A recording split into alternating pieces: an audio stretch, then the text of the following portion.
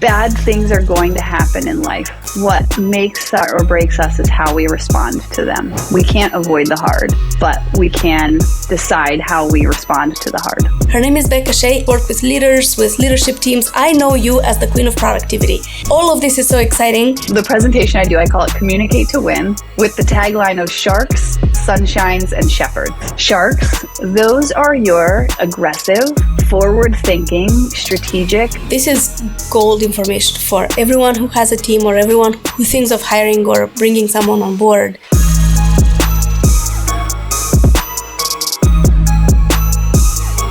Hey, what's up everyone? Welcome to another episode of the show Built with VAs. I'm your host Valentina Brega and I have a special guest for you today. Her name is Beka Shea and wait till you find out what she does. But before we do this, on this show, we talk about productivity, we talk about business scaling with the help of virtual assistants, but not only. So Beka's input is going to be especially important today. So how do I know Beka? I've known you, Beka, for a couple of years now, right? You've always worked with leaders, with leadership teams. I know you as the queen of productivity. If I have a question about productivity, I ask you because you're so organized, so systematic, you know what you're doing. And recently you became executive advisor with Culture Index. All of this is so exciting. And I want you to tell us more about who you are, what you do, and what the audience should know about you. Awesome. Thanks so much for having me on today. For you guys listening, I know Val always puts down amazing information, and I was greatly honored when she said, I want to have you on my show. So thank you. A little bit about me. For those just listening, my background is I went to school for mechanical engineering on a military scholarship. So I got my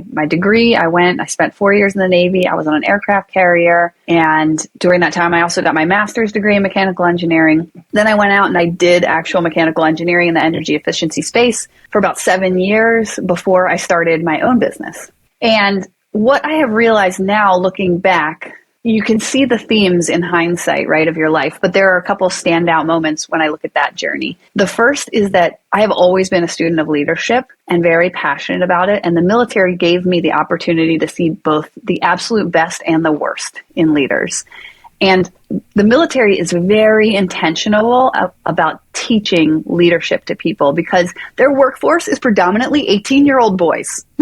So if you don't have really good leaders, then you are not going to get anything done, and they have to accomplish a lot. So the military is very intentional about teaching officers how to be leaders, and I learned so much there, and that really unlocked that passion. And then for me, the engineering journey, especially in energy efficiency, was all about taking data and becoming more efficient, making facilities more efficient by small tweaks. And when I grew my own businesses, I started using two tools, EOS and Culture Index, which were brought to me by fellow entrepreneurs. And Culture Index to me is all about turning people into data and then using that data to be better with people and to become a better leader. So EOS talks about right people, right seats. To me, this is the journey of becoming not just putting the right people in the right seats, but also becoming the right leader for them. And one of the things that we often run into as leaders is communication challenges. So I know that's what we had talked about might be the interesting thing to dive into on the show today, but that's a little bit of how I ended up here.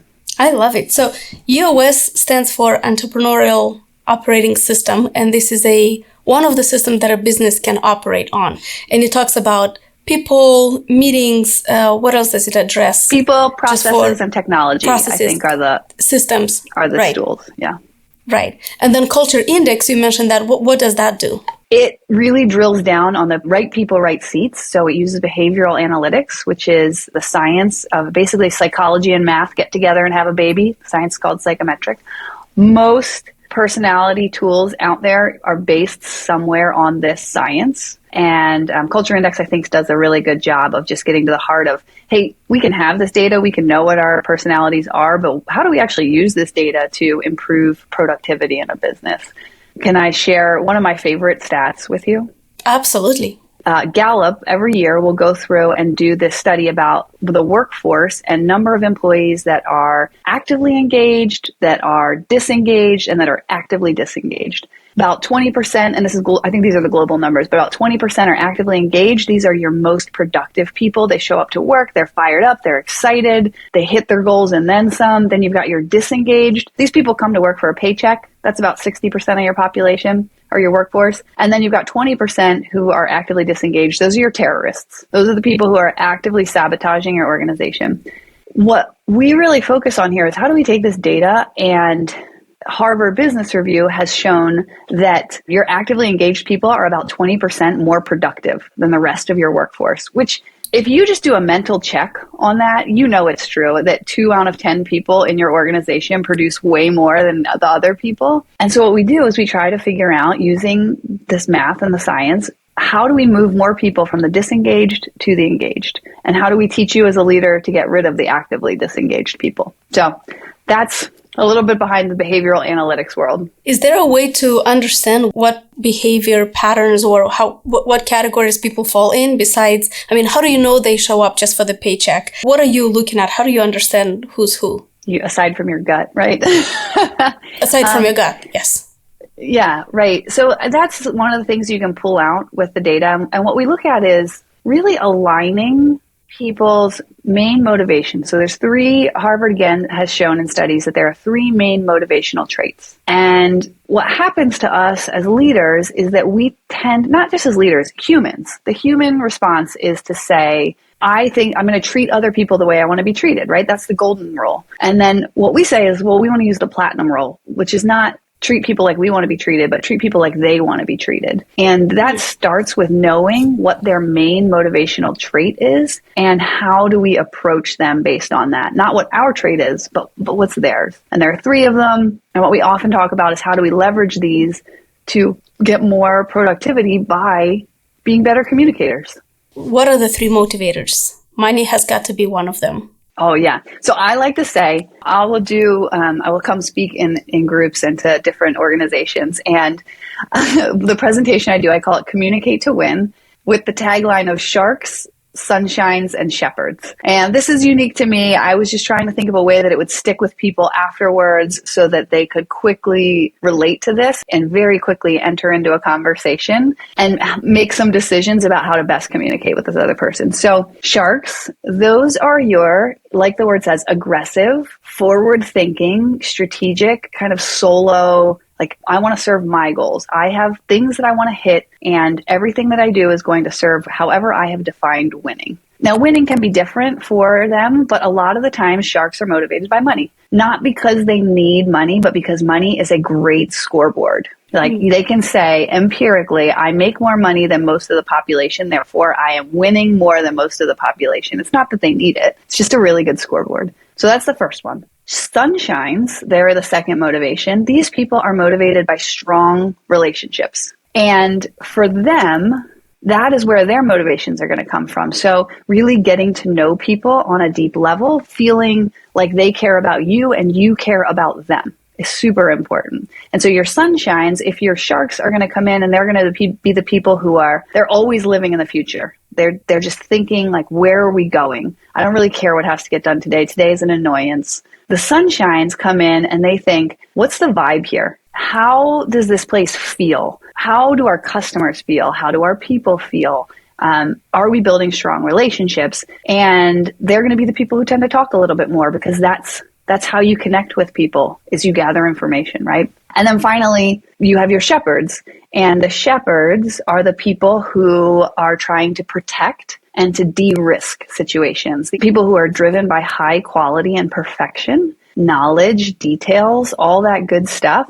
And they will make sure that things get done right, that you deliver on what is promised. And for them, their motivation is knowledge. Like, that is where they get their confidence from. So they want to know exactly what is the right way to do things. How do the industry experts do it? What's the certification that I can get? What's the subject matter expert panel that I can sit on? Things like that will drive them. And so if each of them walks into a room and they're all looking to serve their own main motivational need, the other 2 people in the room are not going to care. Does that make sense? I mean, that's so interesting. I'm trying to think which one am I and which one is, where does my team fall into this? It's very interesting. I don't think a lot of people analyze themselves or look at themselves this way. And if there was a tool, they would know which jobs to apply for. They would know which environments they would thrive in. But the same for leaders. I don't think leaders maybe place as much emphasis on this as it should. And it's so important for a team dynamic to be healthy and to work right. It's so important to know who you have on that team.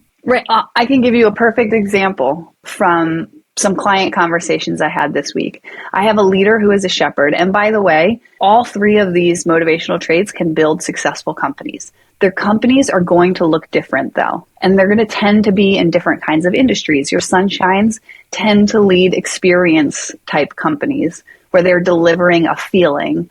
Your sharks will tend to be in more like high growth, fast moving companies, and your shepherds will be that slow, consistent build time year over year, and they're going to de-risk everything and have perfect processes. So the first thing I try to get through to people is that like all of these are valuable. They're all necessary. There's no one right one. And then the second thing you said, I wonder what I am. What is neat about, I mean, I've seen your culture index profile, so I can tell you what you are. You're a shark, Okay. but you're a friendly shark. Interesting. Okay. Interesting. So you can have bits of the other motivations in you. Like you could be a shepherd, but you could be an aggressive shepherd. You know, have a little bit of that shark tendency in you, right? You could be aggressive sunshine. Or a little bit of that shark tendency, but relationships trump all. And so when you know that and you walk in this week, I have someone who's a shepherd, who is a leader of an organization, and underneath of him, he has someone who is a friendly shark, who has no shepherd tendencies whatsoever. And he came and he's like, I am so frustrated because I asked the friendly shark to do something today, or to do something this week. And I asked him to show me, to just give me the logins to the systems so that I could see how he was doing it. And he wouldn't give me the logins. And then he did it and he got it done, but it was not in the way that I wanted it done. Because a shepherd de-risks things with process and knowledge and specifications. And the sharks, friendly sharks, are like, I'm just going to get it done. Tell me what you need, but don't tell me how to do it. And so now there's this conflict. And then you have to decide, if you're having this conflict, is the other person on your team the right person for you and your team? And if they are, can you accept them for who they are instead of trying to change them to be more like you? Now, you mentioned you looked at my culture index profile and you guessed what I am. What traits in culture index usually tells you if that person is a shark, shepherd, or sunshine? I don't know that I can say that on the podcast because we are kind of proprietary with the surveys, but okay. If someone wants to know, I can tell them one-on-one offline. They can come take the survey complimentary and I will talk to them about it. But 3 out of the 4 main traits that we measure line up with this shark, sunshine, shepherd concept. So that's very interesting. I will make sure to leave this link below and in the description how people can get in touch with you. And I'm going to ask you towards the end how people can get in touch with you directly, because awesome. I think this is valuable information. Not a lot of people talk about this. There might be some books, but when you talk about leadership, not a lot of books even address this topic of understanding your team. They mostly talk about strategies, tactics, this and that, but not the psychology, the human psychology, what motivates, what drives people. This is a much deeper level of this. Agreed. Yeah. And I've seen a lot of leadership programs that tend to be one size fits all, that like they want to move a leader through all of these trainings without realizing that you obviously can get something from every training, but without realizing that there are certain ways to optimize your assets, that they are meant to do certain things. And when people come into our workshops, one of my favorite exercises to do with people. So these inherent traits, they're baked in from like 10 to 15 years old. And hand dominancy is another inherent trait that starts to show up around the age of 5 or 6. And so what I'll have them do is I'll have them come in and I'll put their survey in front of them and I'll say, please write your name on the top of your survey, which they'll do. And it'll look nice. Then I say, all right, now I want you to put your pen in the other hand, your non-dominant trait, right? Your non-dominant hand. And I want you to write your name.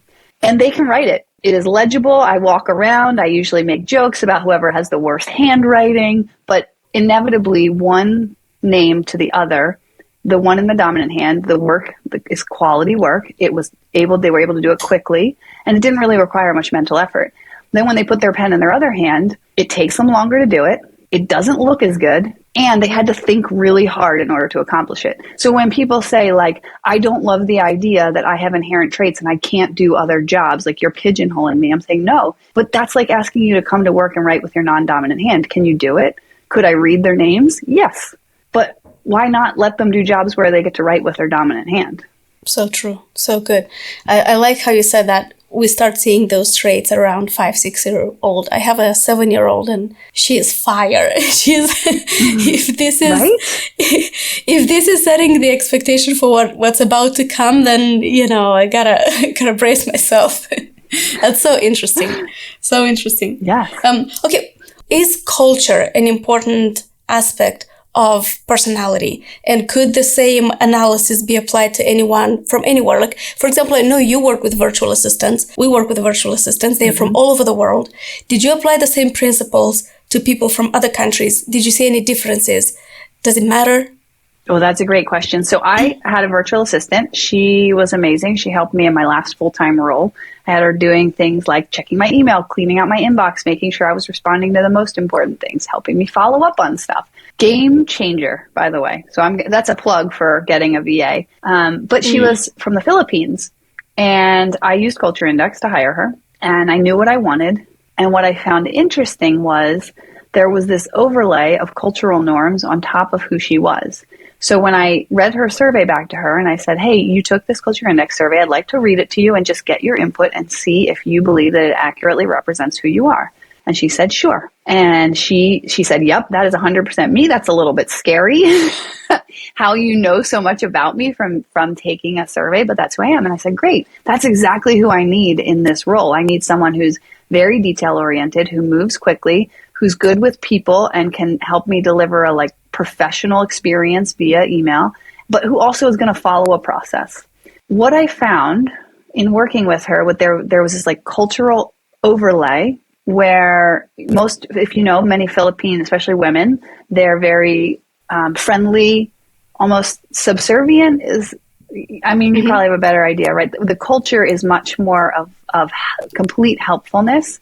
And I know Americans who have the same profile who tend to be a little bit more aggressive, which I think is the American culture. There's an underlying aggressiveness towards things. Identical profiles, but you would definitely see a softening and a modification of the profile with the cultural overlay. That's really interesting. Does that play a role when you hired her? I mean, what if you were looking for something more aggressive? Would you have looked at a VA? Do you think you can find someone with more American traits? I might have dialed up a little bit on the aggression, thinking through it. Or I also think what happens is with any good assistant, there's a trust and relationship building period. And I think when we got to the other side of it, because what happened was I ended up having to really forcefully tell her I needed her to push back on me if she thought I was doing the wrong thing. Let's say if I missed responding to an email that was super important, and I would say, oh, I'm going to get to that today. And then I wouldn't get to it. And then the next day she would not hammer me on it. And I was like, no, you have to hold me accountable to these things. I'm empowering you to do it. But I feel like it took more of those conversations to really get her to step up into that. We had to build the trust and the rapport. It probably took a good 6 months before we got to that period, where maybe with an American assistant, it would have taken me 2 or 3. I completely understand what you're saying, because when I moved to the States, I worked from home for a real estate company, and I was also basically a virtual assistant. And put me up to a task, I did it well, but the feedback that I got from my manager was I need you to speak up. And I think it is because of our culture. Maybe we're more, I think at least where I'm from, we have a very well-defined hierarchy of, here's the boss, here's you. So kind of speaking up to your manager is not seen as it's not as okay as it is here in the States. It took me a long time to understand how to work on the American market. And people who hire virtual assistants, they might not understand these cultural differences. That's actually one of the reasons why I wanted to have a VA company, is because I understand that side of the coin. I'm not American. I understand exactly what goes on in the mind of a virtual assistant trying to work on the American market. But I also understand entrepreneurs and what's keeping them up at night. So I feel this is a perfect way of, it's a perfect bridge of combining these two.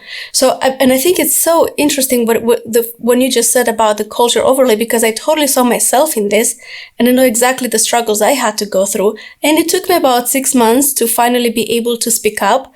I am much different now than I was 5 years ago when I moved to the States. And that's exactly what I'm telling my team. I empower you.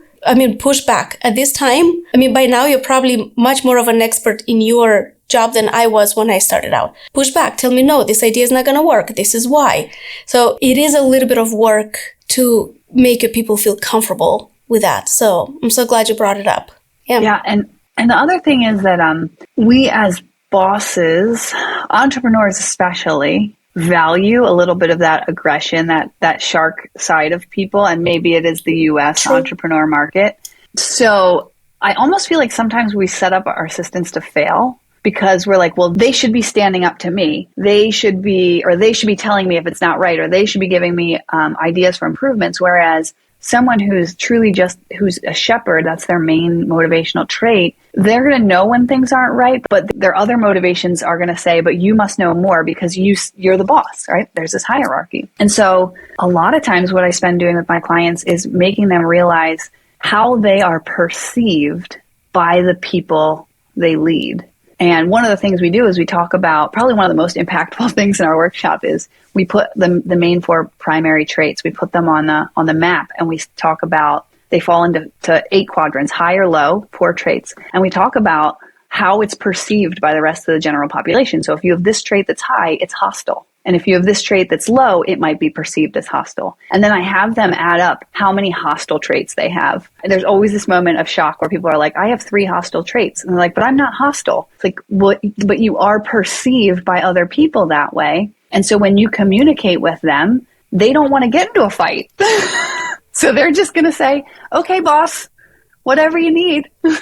So true. So I've also been trained on Culture Index, and I understand how to read this, and it's a phenomenal tool. And when you say about hostile traits, this is my husband. The way I communicate and the way he communicates is completely different. I am Your husband definitely has 4 friendlier. hostile dots. He does, right? So, and he means well. I know him, right? I know him better than everyone. He means well. He's very focused on results, but the way he communicates it is really perceived as, some people, we even interviewed some people who said, I don't want to work for him. So I had to jump in, like, look, or even the people that we have on the team said, initially I was very intimidated by the way he communicated or the way he talked. Mm-hmm. So that's not his intention, but that's the way he was perceived. So understanding this, now he's making changes, or at least letting people know, our team knows, hey, yeah, that's my way, that's how I communicate. Or what are some tips actually that, let's say if you were to talk to my husband, what are some tips you would give him to be perceived differently? Does he need to set the expectations, or is it something he needs to work on himself? I think that our inherent traits, I feel like we get the best productivity and the happiest and most engaged workforce, and we as leaders, is when we can show up as our most authentic selves. Now, I do think that we should be aware of how we're perceived and take steps to mitigate that if it's negatively impacting it. However, I think you mentioned it. I think setting expectations is a better way to do it. So I have some clients who are extreme nonconformists, which means they just live up in the clouds. They don't really think through the details of anything. They're very conceptual. And then they have these shepherds on their teams who are like, the nonconformists walk into a room and they're like, guys, I have this great new plan. It's going to be amazing. I'm a bit of a nonconformist. And so I'll give a personal story. I walked in a mastermind. We were running accountability groups. I had a team below me. They're shepherds. And I said, I have this great idea. I want you guys to sit in on every accountability meeting. It's going to be awesome. I think we'll be able to get so much more information on our members and be able to build community, and we'll be able to love on them and know when they're struggling. It's going to be wonderful. And then I was like, I think we should roll this out in a month. It'll be great. And then I walk out of the meeting, and then my 2 shepherds were like, they spent the entire day in a tizzy of, what does she want us to do? How are we going to do that? How are we going to get all our other work done? Of course, I minimized that. I was like, it's just 10 hours a week. You still got 30 other hours to do your jobs, not truly understanding and being down in the weeds. And I mean, imagine if you do that in every meeting. Imagine if you're a leader in every meeting, you go in and you drop some bomb that then causes your people who are motivated differently to leave the meeting and spend hours behind the scenes trying to figure out what you meant. So number one, that's a productivity gain right there. If you can just be better in your meetings and not have your team spending hours afterwards trying to figure out what you meant, awesome. But the other thing is, I really think empowering people. So we talk a lot about if you're not great on the details, you don't have to be great on the details. You can come in and say, guys, I suck at the details and you're really good at it. So at the end of this, I'm going to make space and I want you to ask me 5 questions to get the information you need. Or, you know, in your husband's case, to say, I have been told that I come across as brusque and maybe hard to deal with, and or that I don't like you. Like, that's not the truth. I really appreciate you, and here is how I work best with people. I think it's better to set that expectation, because then it becomes almost like an open joke, right? Like, oh, he doesn't hate us. That's just his face, you know? It actually is a joke in our company. It's like, oh, that's just him, like, you know. But that's very important. Honestly, before doing this analysis, we wouldn't have known how to work. I'm very blessed to have a very good team, a very dedicated, loyal, wonderful team. They're all virtual assistants. But I don't think that without understanding and putting the right people in the right seats, we would be where we are right now. I had a different company a couple of years ago before I moved to the States. And that was one of the biggest mistakes I made, is not putting the right people in the right seats. So, and what I want to say is, if those who are listening, if that's you, maybe it is the wrong person, or maybe it is the way you communicate. So just let that person know that, because that's what happened. That's exactly what happened in our case. You know, we communicated and everyone gets along perfectly, no problems. So that's very important. And I bet it feels nicer for him to be able to come into a meeting and just be himself. And like, they know, like, he doesn't have to change and how are you doing? Right. How's your dog? How are your kids? That's not his style. No, he doesn't do that. He goes straight to the point. So, yeah.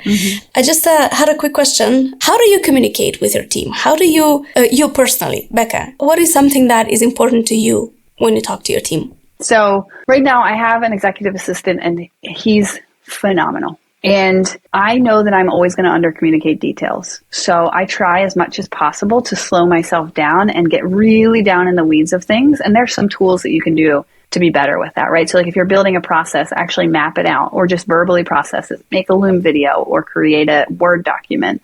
But as much information as you can get out of your head to give to someone who's like a shepherd, who I want to make sure is the follow-up and the follow-through, is incredibly helpful. And also understanding that when a mistake is made, so for me, an entrepreneur working with a shepherd, a shark working with a shepherd, right? I need to look at myself first when a mistake is made. And these are the questions that I ask. Was I very clear in defining perfection? Because this person is driven by perfection. So if they didn't do it, it's because they probably didn't have enough information. So was I clear enough as the leader in giving them direction? And did I set clear timelines and expectations? The second thing I ask myself is, people driven for perfection usually suck at prioritizing, that everything is equally important. And so if you give them 10 things to do, they will walk down the list of 10 things and everything will have equal importance and they will do it the absolute best they can. So if things are not getting done to my expectations, then I have to look at how much do they have on their plate and did I do a good job of prioritizing how to triage stuff? And then the third thing that I ask myself is, have I repeatedly trained to the processes, or did I just tell them one time and then expect them to be perfect all the time? Because people who want to do things right, they're going to beat themselves up about mistakes way more than you or I would ever beat them up about it. Like, they're feeling the guilt inside. And so the minute that I say, you screwed this thing up, I told you the process, why didn't you do it? The first thing that happens is their defenses go up. And they're thinking internally, well, I would have done it right if you had told me to, or if I had known, or if I had remembered. Or if they truly did mess up, they're like, I suck, I'm the worst. The best thing to do is to consistently train, to say, here's our processes, and once a week, I want you to review a process and go over it again and again and make sure that you are running it. So when I have friction with my assistant, that's the first thing I look into. I look at myself, like, was I clear? Do they have too much on their plate? And are we consistently training to things, or do I just keep loading more and more and more and more onto it? Is that the same for everyone, or that's specific for shepherds? What if you work with sunshine? I guess you would be looking at, am I putting them in social environments? Is that right? Or am I leaving them behind a computer all day? Because that will crush a sunshine spirit. They need personal interaction. If I have a sunshine on my team, which I have in the past, I have to make time to get to know them as a person outside of work. The more I can care about them as a whole person, the more work they will do for me. Interesting. I definitely have a shepherd on my team, 2 shepherds, and I probably have some sunshines too. So that's really interesting. Which can be frustrating if you're in a rush, right? Oh my gosh. Because you're like, They're like, oh, how was your weekend? And you're like, we have 30 things to get done. Focus. And then you have to like reel it back in and be like, my weekend was great. What did you do? That's true. I'm not a fan of small talk. I'm like, okay, get to the point. Let's have the list. These are the things we discussed. That's our agenda. But you're right. Understanding the profiles helps me communicate better and be a better leader. That's really important. And I like what you said about you're not detail oriented. I'm not detail oriented either. And so that's why when I communicate with my team, I set the expectations. They know this. Don't give me details. You're going to lose me at details. So instead of maybe assigning tasks or how I want things to be done, I usually assign responsibilities. You're going to be responsible for this. However you want to get it done, that's up to you. We do have a process, but feel free to change it. I'm not married to the process. And I feel, again, depending on the role, because I have some people in my company who they need the SOP, they need the beginning, the end, they need to follow step by steps. They would not go outside of their swim lane, not even one step. And I have other people who really are empowered by this, and they feel appreciated that I trust them with this. And when they present me the work and I say, oh, that's so much better than what I would have put together, they really feel good. They have a good feeling about themselves. So yes. And so, that's getting to the heart of it. I always say when I come in and I talk to networking groups and stuff about this, obviously you can take the Culture Index survey and it will tell you these things, and it tells you a whole lot more. There's a lot more you can do with this data. But if you're just even going to take this one takeaway, I think the first thing is for you to recognize what you are. We're both friendly sharks. So the way that you talk, if you have a shark on your team, is you need to know what their goals are. Where do they want to go in the next 3 to 5 years? And how does the work that they're doing for you today help them get there? Just ask them what their goals are. If you say, hey, what's your goals look like for 3 to 5 years? If they can come back and be like, I want to do this, this, this, this, and this, they're probably a shark, or they have some shark in them, right? Sunshines are probably the easiest one to figure out. You just ask them how they're doing and be quiet, and they'll go. And you're like, okay, you're a sunshine. Very friendly. And at some point they're going to stop and they'll ask you, how are you doing? Because sunshines are very intuitive and empathetic, and they're very good at reading people. So they're the easiest one, I think, to identify. And then shepherds are more based in today. What do they need to get done today? So if you just ask them what's on their plate for today, they will be like, this. I must get these things done. And then if you ask them to get specific on how are you going to do those things, they will be able to rattle off. If you talk to someone and they're getting really down in the weeds and the specifics of things, they're probably a shepherd. And so then when you recognize that, just as a leader, and you look at your team, the first thing is know which one you are and be able to dial that back a little bit and meet them where they are. do you have one-on-ones with the team where you discuss all of these questions? With our clients, we recommend they make it part of the performance review twice a year to look at it, to sit down, to see how they're doing, to see if the work that they're doing really aligns with how they're hardwired. And if not, are there some opportunities within the organization to realign them? Maybe it's not a whole new role change. Maybe it's just a special project that they're uniquely suited to take on. This is gold information for everyone who has a team or everyone who thinks of hiring or bringing someone on board. This is the fundamentals of the foundation of having a good team and a successful relationship. A lot of the times I feel like people hire, but so even with virtual assistants, they hire an amazing person, but they don't see the results they want to get. So my analogy is always, it's kind of like a car racing. You know, you can have the best driver in the world, but if you don't have the right vehicle, that person is not going to win the race. You can't put the top racer in a Honda, whatever, or something like this. Yeah. But put the right vehicle and the right person. And quite the opposite is true. If you have an excellent vehicle, but you don't have an experienced driver, that's also not going to win the race. So you have to have both.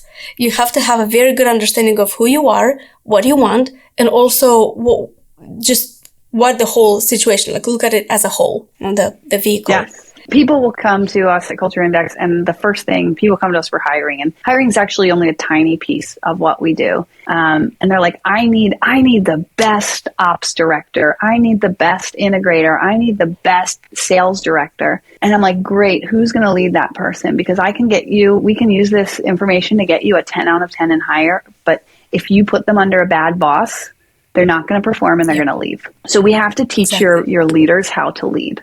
That's so true. That's actually some of the things that we're focusing on right now is teaching or educating on how to work with a person that you hired, on how to hire. And it's absolutely 100% right what you're saying right now. Now, Beka, I know we talked about communication, we talked about culture index. I know what I really wanted to address here, because having you as a guest, I can't not address this topic. Productivity. What are some of your go-to apps or books or strategies, or what do you do to manage all of this? Because I know you're very busy, very productive, and you get it done. What do you do? I think productivity stems from, the world you first met me in, running accountability groups and mastermind is all about productivity. And productivity, really, the root of it is prioritization and shutting out the noise of the things that are busy but not productive. And so when we have accountability groups, the idea is like, what's the one thing that moves the needle? And you can do this quarterly. For people who use EOS, which you mentioned earlier, they do quarterly rocks. You can have annual goal settings, but really your brain can't focus more than 90 days.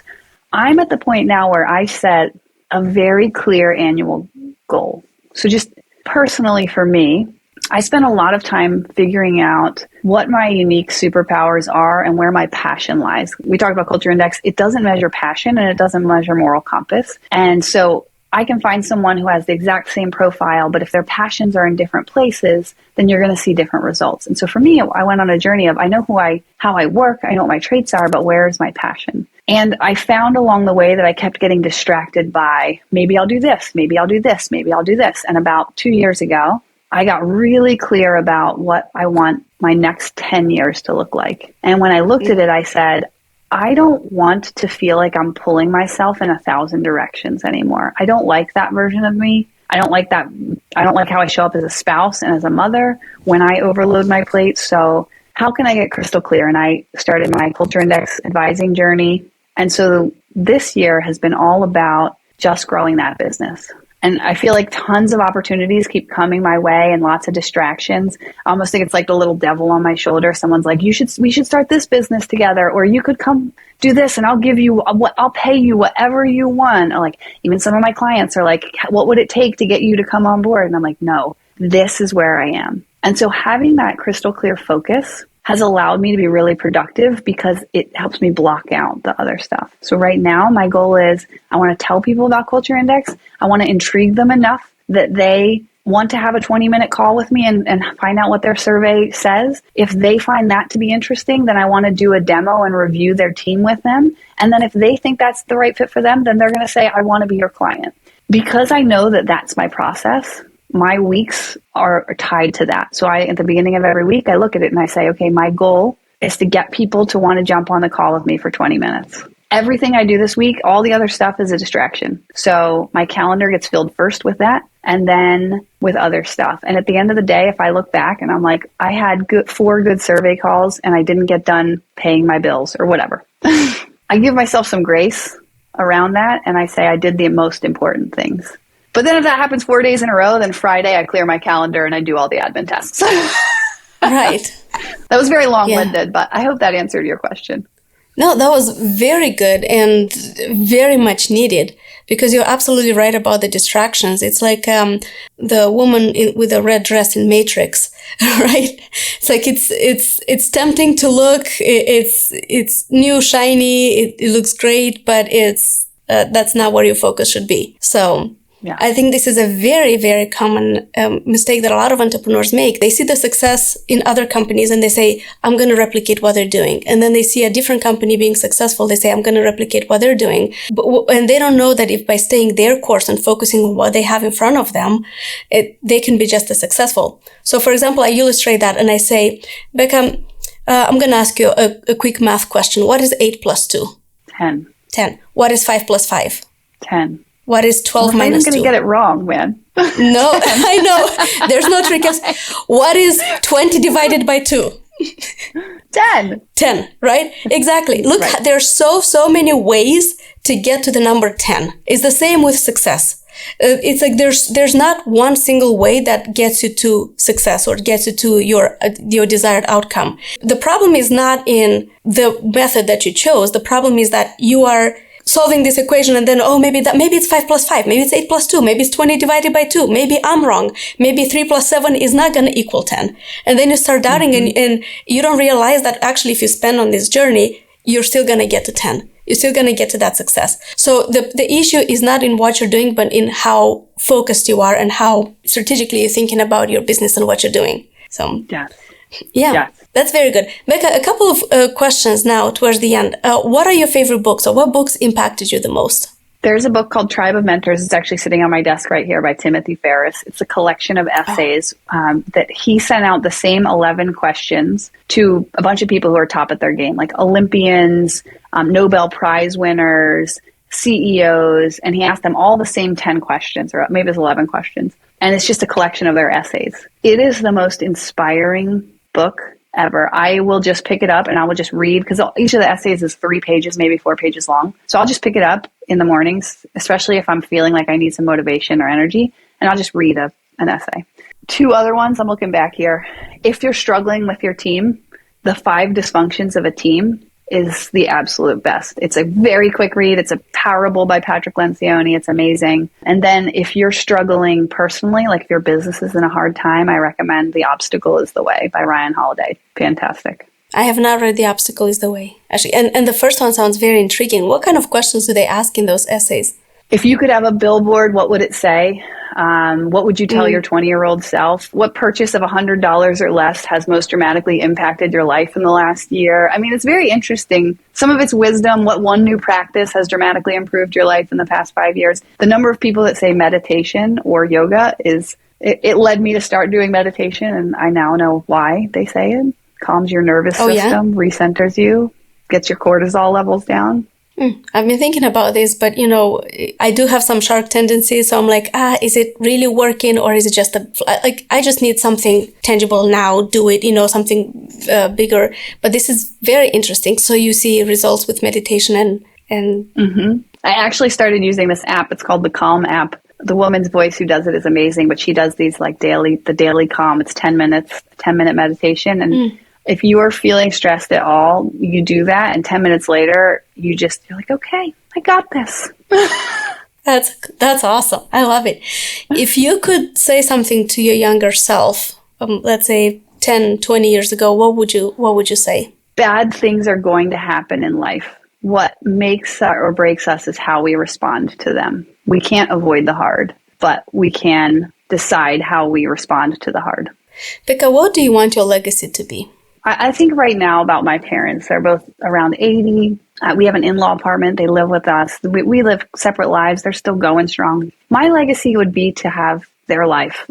I have 3 sisters. There's 4 of us. We have such a strong family unit. We have Sunday dinners, and we're loud and obnoxious Irish people. Our poor, sweet husbands have to deal with it. They're healthy. They're out enjoying life. They have a great community.